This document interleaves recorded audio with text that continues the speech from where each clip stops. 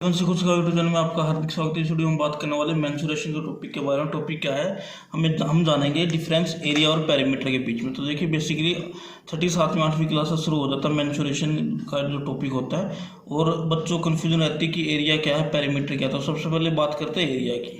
तो देखिए एरिया का हिंदी मीनिंग होता है क्षेत्रफल। और अगर हम इसको समझे कि एरिया है क्या, तो देखिए जैसे कोई भी जगह है, उस जगह के अंदर कुल कितनी जगह है, यानी कि किसी बाउंड्री के अंदर कुल कितनी जगह है, वो उस जगह का एरिया कहलाता है। जैसे मान लीजिए एक स्क्वायर है, ये एक स्क्वायर है, इस स्क्वायर के अंदर कुल कितनी जगह है, कुल कितनी स्पेस है, तो उस स्पेस की जो वैल्यू होगी, उस स्पेस का जो मान होगा, वो कहलाएगा उस जगह का क्षेत्रफल या फिर एरिया।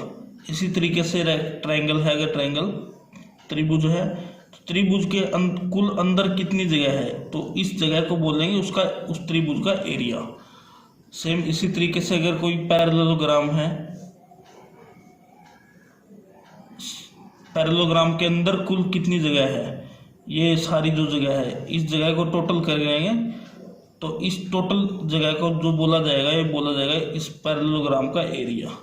तो क्षेत्रफल का मतलब ये होता है। अब बात करते हैं पेरीमीटर की। पेरीमीटर का मतलब होता है, हिंदी मीनिंग होता है पेरीमीटर का परिमाप।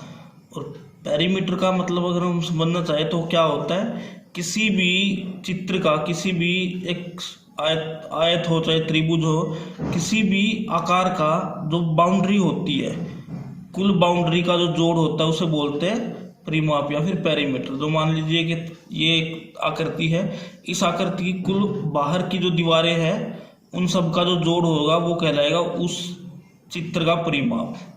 तो इन सबको अगर जोड़ लेंगे तो ये उसका परिमाप कहलाएगा। जबकि जो क्षेत्रफल होता है उसके अंदर कुल कितनी जगह है, वो हो गया क्षेत्रफल। और बाहर की जो 4 दीवारी है, उसका जो कुल योग होता है, उसे बोलते हैं परिमाप। तो मान लीजिए अगर 20 है, ये 5 है, ये 5 है, ये फिर 10 है, ये 2 है और ये 1 है, और इन सबको अगर मैं जोड़ दूं तो इस तस्वीर का परिमाप निकलाएगा, पेरीमीटर निकलाएगा। पेरीमीटर कितना हो गया, 20 और 5 25, 25 और 5 30 और 10 40, 40 और 3 43 सेंटीमीटर इसका परिमाप हो गया इस तस्वीर का।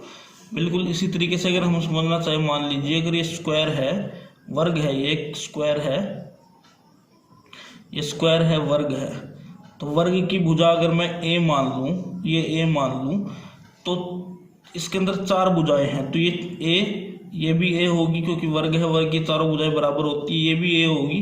तो इस तरीके से अगर स्क्वायर का परिमाप मैं निकालना चाहूँ तो एक होगा ए प्लस ए प्लस ए प्लस ए, यानी कि 4a इसका परिमाप हो गया।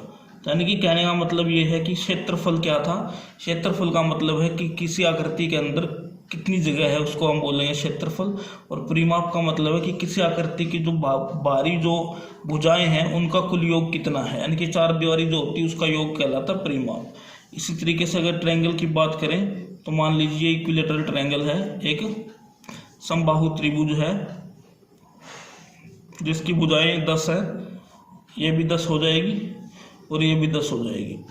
तो इसका अगर मैं परिमाप निकालना चाहूँ तो ये हो जाएगा 10 जमा 10 जमा 10, यानी कि 3a हम बोल सकते हैं। अगर इसकी भुजा को मैं a नाम दे दूँ तो 3a इसका परिमाप हो जाएगा। तो ये हो जाएगा टोटल 30 सेंटीमीटर। तो ये 8वीं क्लास का टॉपिक है, जिसमें हमें एरिया और पेरीमीटर के बारे में हमने जाना कि एरिया क्या होता है और पेरीमीटर क्या होता है, इनमें मेन डिफरेंस क्या होता है। अब आने वाली वीडियोज में हम इस चैप्टर के क्वेश्चंस को सोल्व करेंगे, एग्जांपल्स को सोल्व करेंगे। तो उम्मीद करता हूँ आपको वीडियो पसंद आई है। अगर आपको वीडियो पसंद आए तो वीडियो को लाइक करें, चैनल को सब्सक्राइब करें। धन्यवाद।